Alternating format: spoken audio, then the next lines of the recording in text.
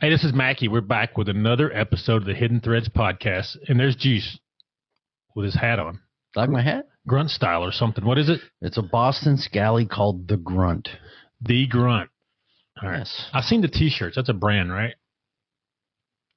Yeah, I assume it is. I've only seen The Grunt on this hat here. Okay. I've seen them around a little bit. But, you know, we're supposed to record some earlier, a few weeks ago. But well, I felt ill. You were on your period or something. What was going on? I felt ill. I had the flu. The flu. Yeah. The man flu. Yeah. It was pretty rough. You don't normally, you're not one of these kind of guys that says, hey, I'm going to lay out for 4 or 5 days. No. It hammered me. Right. It was bad. Did you go to the doctor or just wait it out? I just waited it out. So you just took ice baths and Vicks Vapor Rub? What'd you do, man? Man, I was doing the over-the-counter meds, Vicks Vapor Rub, praying for death. I bet your daughter's like, go to the doctor. No, my daughter, she said, just don't come near me. Yeah. Well, y'all got rooms on the opposite ends of the house. Yeah. So, did your dog lay there with you? Of course he did. Nice. Okay. My dog's loyal. He don't know who he's laying with because he's blind. Yeah, and he's deaf, and he loves me. He can smell though, right? Oh yeah. He can still, his smeller still works. Oh yeah, he knows when Dad's home. Okay. All right. Does your daughter ever pay attention to him? Not really. She's a cat person. She does have the cats. I've seen those. Yeah. What about the cat that came up lame? Oh, the kitten? Yeah. Yeah, that went to a nice home, not mine. Okay. So you found a place for it? Yeah, we found a place. You didn't just take it off in the woods and drop it off anywhere? No, I wouldn't do that. My daughter would kill me. I have had some animals that's taken a long ride before. Yeah. Because they're bad. Yeah. I've had a few that have done that. Dogs that bite, cats that just can't get their mind right. Yeah, sometimes you got to put them on vacation. That's right. Permanent. Yes. And I don't want to pay the doctor $200. Neither do I. Sometimes a 22 is just as quick. Right. 9mm, whatever. Yeah. Now, we had a dog that was a biter, and we tried to train him, and he wouldn't. Or she. It was a she. Yeah. Finally bit my wife on the hand, and that was it. Yeah, I won't have one like that in the house. We had a few cats that would jump on the kids and go nuts, those kind of things. So. Oh, yeah. They got to go for vacations. Sometimes cats will kind of, what I'd call, work themselves in. I don't know if there's a medical term for it, but they'll get used to you. You know what I mean? But these would not. They were just wild. You got what is it? Take them to the train station? That's right. You ever watch Yellowstone? No. You need to watch it. I don't watch it, but everybody tells me about it. It's ripping good. his train station. It's got some good stuff in there. Yeah. Some of it drags on where you're like, man, can we just get to the next episode? You know, but right. I think some of these shows, they try to say, let's do 6 seasons, and they start running out of stuff to write about, so, but that ain't good. All right. So enough of that nonsense juice. All right. We get into the meat and potatoes. Meat and potatoes. We was talking about this before we started about Ben Rhoades, the truck stop killer. Yes. So I got his picture pulled up here. He looks rough now. He's still alive. Yeah. He's 80 years old. He's in prison in Iowa. Or no, he's in prison in, well, we'll find out in a minute. How about that? But he's in prison still. I think he had a stroke. Like one of his eyes is bugging out and stuff. Yeah. He's weird looking. I hope he has a painful, slow, rotting death. Yes. I hope it's agonizing. What he put these women through is ridiculous. You know how many lefty bleeding hearts are going to get on us for those comments? This guy, I don't know if you think we'd cross political lines with this guy? He's a scumbag. He did some rough stuff. He was busy. Yeah. He was busy. He wasn't a slouch when he decided to go off the deep end. One thing that I always thought about criminals in general, like this guy's a prolific killer. He got away with it for a while. What if he applied that brain power to legitimate cause? It's not as fun. He could. Yeah, no, it's not as exciting. You don't get that. So most serial killers get that sexual pleasure out of seeing the life leave a person's body, right? Right. And torture and the fear and all that stuff. I guess you don't get that when you're selling insurance, I guess not. Or whatever, you know what I mean? Whatever you're doing. I have no idea how their minds operate. I mean, what their triggers are and stuff, but I just get excited going to work as a tool and die maker. Really? Yay. No. I didn't think you did. I know you're just paying the bills. Yep. So we were talking before we started. I said, Juice, you should just stop and be a full-time podcaster. Yeah. We'd be starving for it. Podcasting can make some money, but it takes a while. So right. And I'm fat, so that means I like to eat, and I can't be broke. Yeah. I got to have money for food. I'm chubby and old, and I got to have insurance because I'm old, But I got BA insurance. My kid and my wife needs insurance. That's who needs it. That's the only reason I'm working. Is my daughter needs insurance. Right. You could just be hanging out cleaning guns and stuff if it wasn't for her. Yeah. Maybe one day she'll be 30 and be off your payroll. So. Well, she got till she's 26. How old is she now? She'll be 21 this year. Oh, you got a while. Yeah. All right. Thanks. Yeah. So my daughter turned 23. We put her on that TRICARE young adult, so she gets 2 extra years or whatever. Yeah. But anyway, we'll see. Maybe she'll get a real job one day. They will. It just takes some time. Yeah. They didn't all just say, "Hey, let's go to the Marines," like me and you did. That's times have changed from when we were kids. I don't have a job today. All right, we're going to digress. You ready? Yeah. So I was 18, just turned 19, and I was living with my dad, going to community college, and I was making bad grades and smoking dope. Huh. And he said, "You have 3 days to find a job and get out." So where do you think I was on the third day? Getting out. Parris Island, South Carolina. They didn't have the delay. They'd had it if you wanted it, but you said if you were out on the right time, you could be there the next day, baby. Yeah. If you're ready. I got out of high school 2 weeks early. Yeah. Just to go to boot camp. Yeah, you graduated in absentia. Yeah. So because you passed all your stuff, or yeah. They said you did. Well, they just didn't want to see me back in that high school again. Because you're in there raising Cain. Yeah.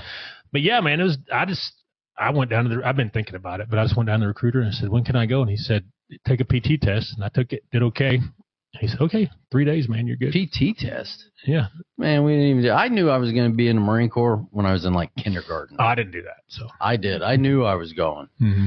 But we didn't have a PT test. I just went down and told the recruiter, "Hey, man, I want to join up. I can't wait to go." He did. I think he did that just to see if I was bullcrapping him. Yeah. You know what I mean? Because I said, "I can pass it now." You know what I mean? And he goes, "All right." He got the stopwatch and we went outside and did it. One of those things. Did pull-ups and stuff. But he was a good dude, good sergeant. Yeah. Recruiters had an easy time with me. I was there. I'll sign whatever. Now, I got on the little bus and went down there with people. We went down there to MEPS, like 20 dudes. Yeah. We went to Montgomery. And we came back, and is like only 3 of us left from MEPS to go to, because the rest of them had issues. You know what I mean? Really? They had tattoos on their body that they didn't pass the duck walk or whatever. Man, we had a room full of people. When I went down there, there was only 2 of us going into Marine Corps. Yeah. That's how it was. Like the final time they said, "Hey, get in line," whatever. The Army had like out the door and we had like 3 people standing there. Marine Corps over here. 2 of us walked over there. Yeah. It was me and a buddy of mine. And the rest of them had like suitcases and bags. And I had like $10 in my pocket and a driver's license. That's all. You had more than I had. I didn't take anything. The guy said, "Hey, bring $10 in your driver's license." I was like, "Okay." I had on like jeans and a t-shirt. Yeah. So, all right. So we digress. All right. All right. Back to our friendly traveler here. Back to Ben Rhoades. So this guy, I'm going to read through it, known as a truck stop killer.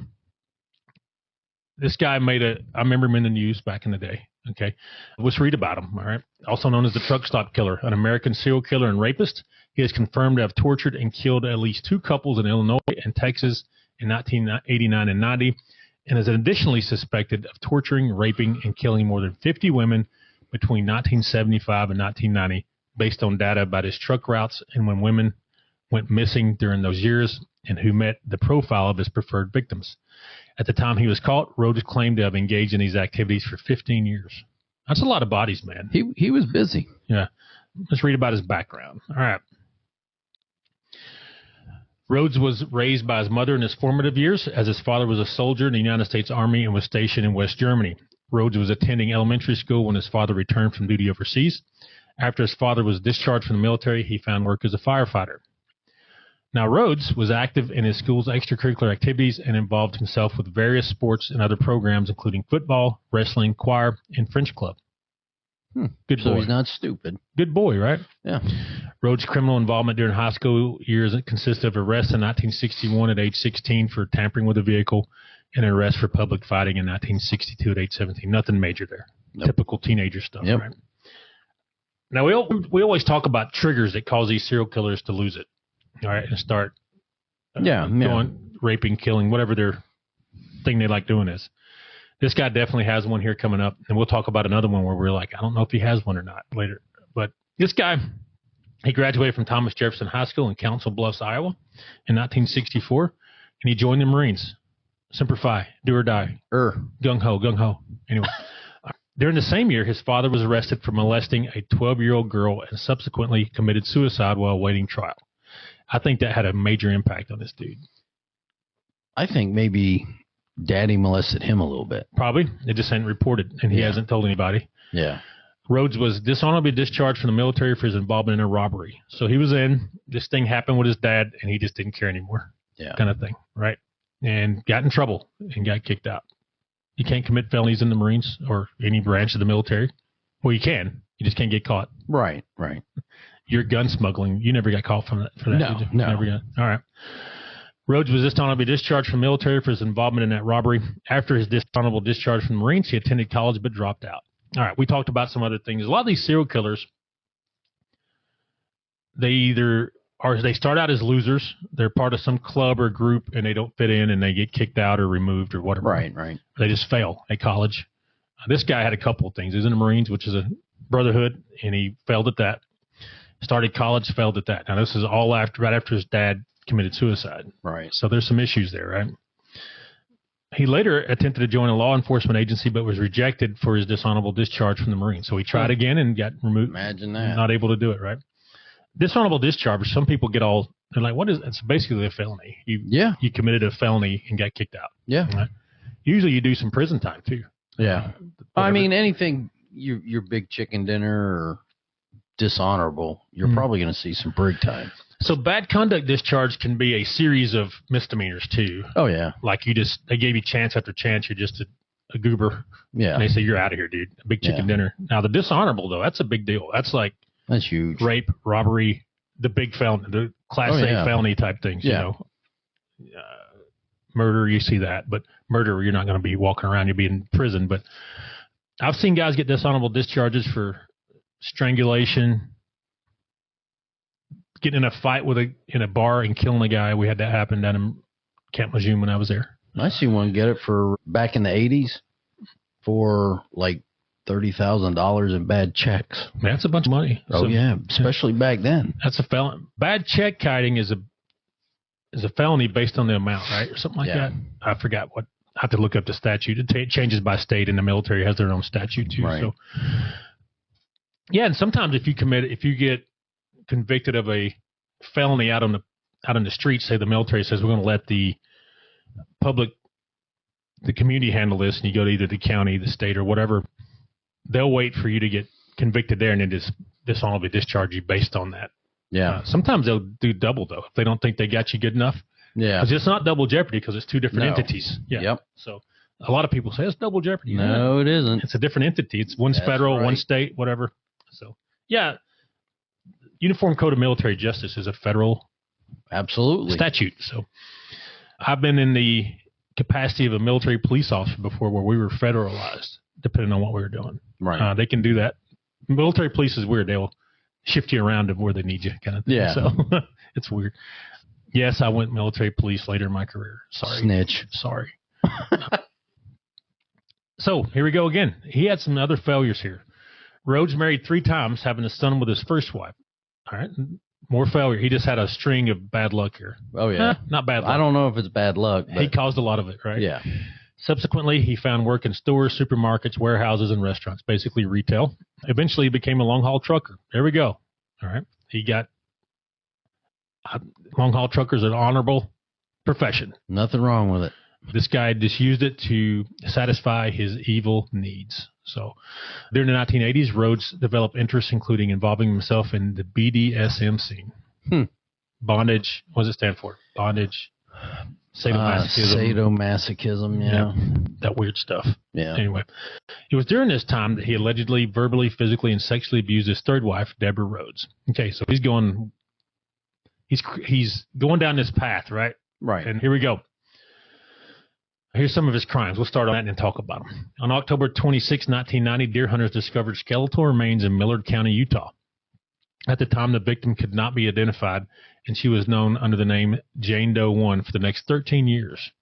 It was not until May 2003 that forensic scientists from the University of Arizona, after comparing x-rays of the victim's jaw, were able to identify her as 24-year-old Patricia Candice Walsh and her 26-year-old husband, Douglas Scott Ziskowski, both from Seattle, went missing shortly after leaving the city in 1989. Ziskowski's remains were discovered January 1989 in Arizona, Texas, near Interstate 10, and he was identified in 1992. After Walsh was identified, representatives from Utah State Police Department contacted their colleagues from the Texas Ranger Division.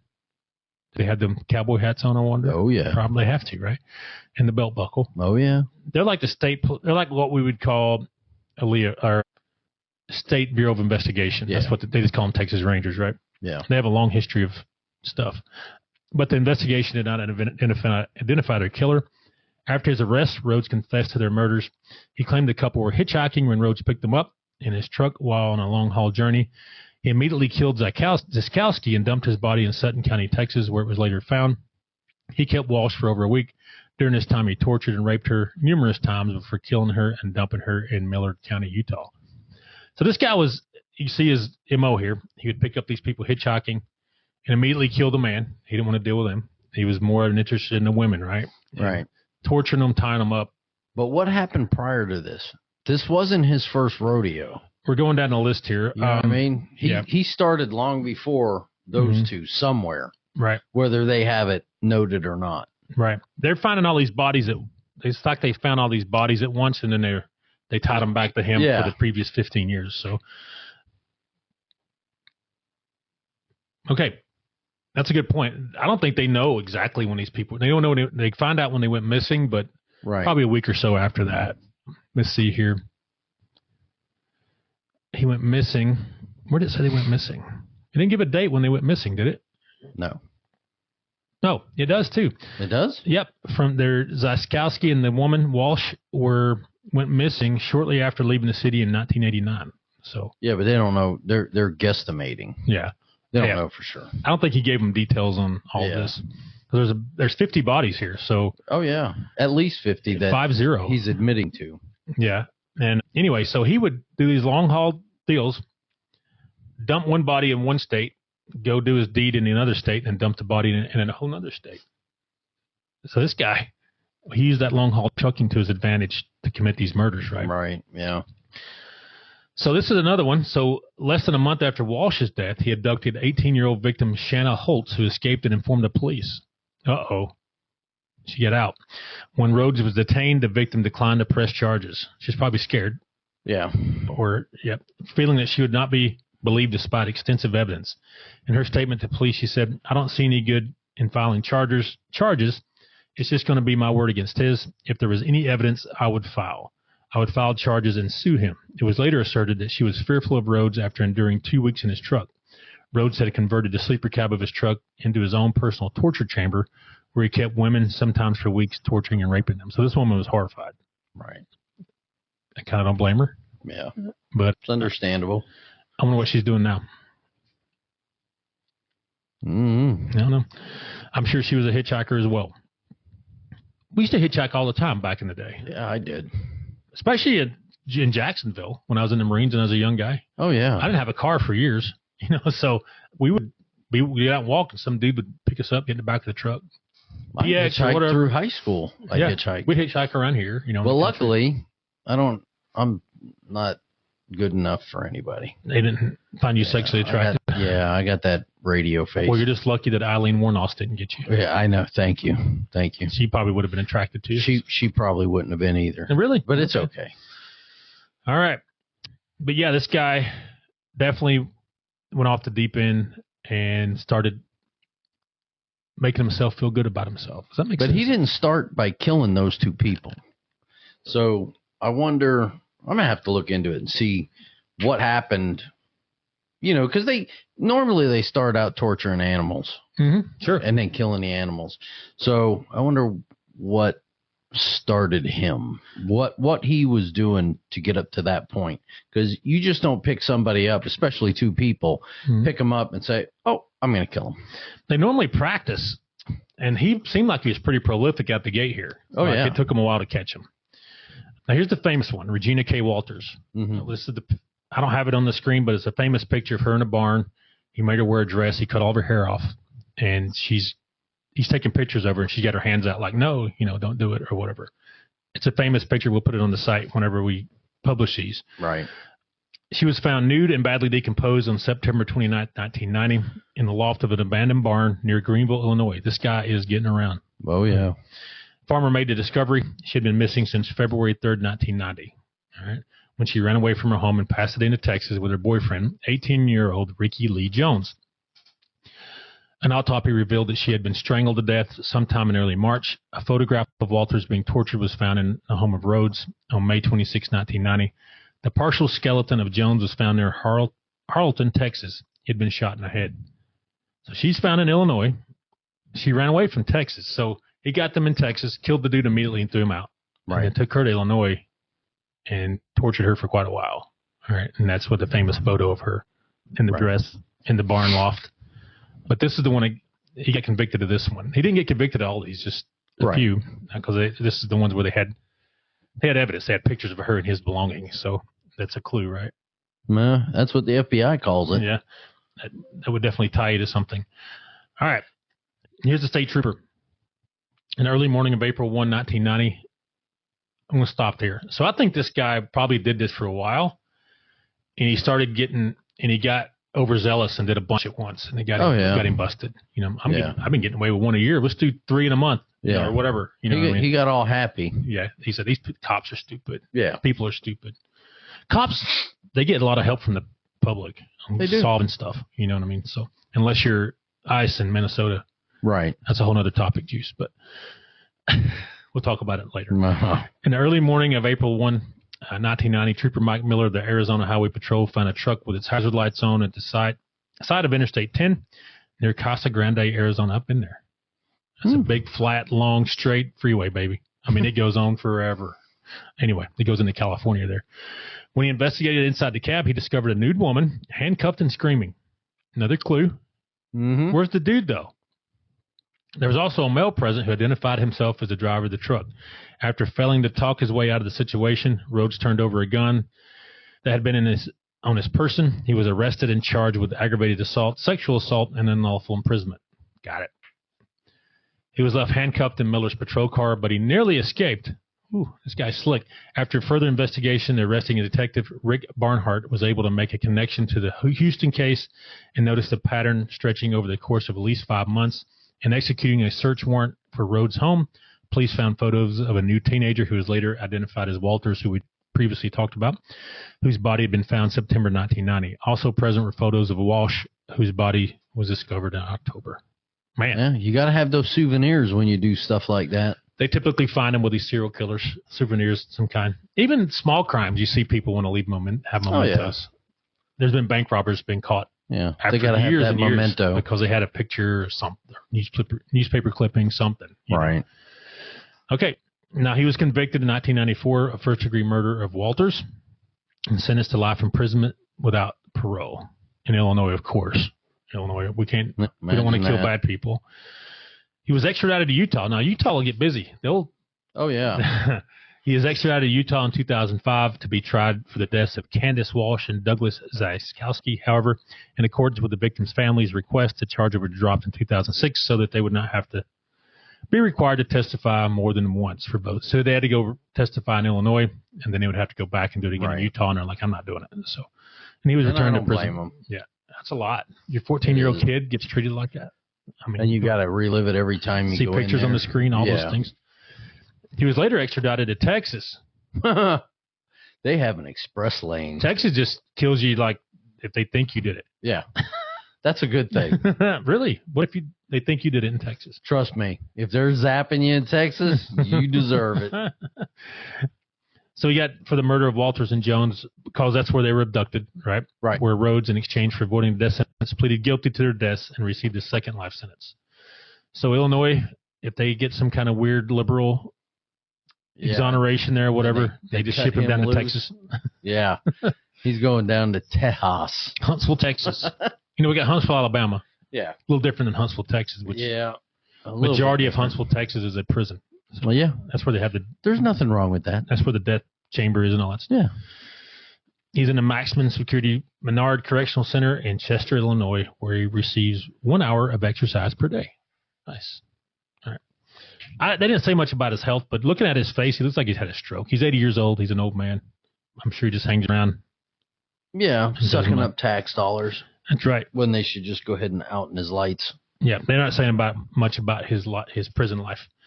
But yeah, this is your typical serial killer who had a string of incidents that led him down. He probably had early childhood trauma.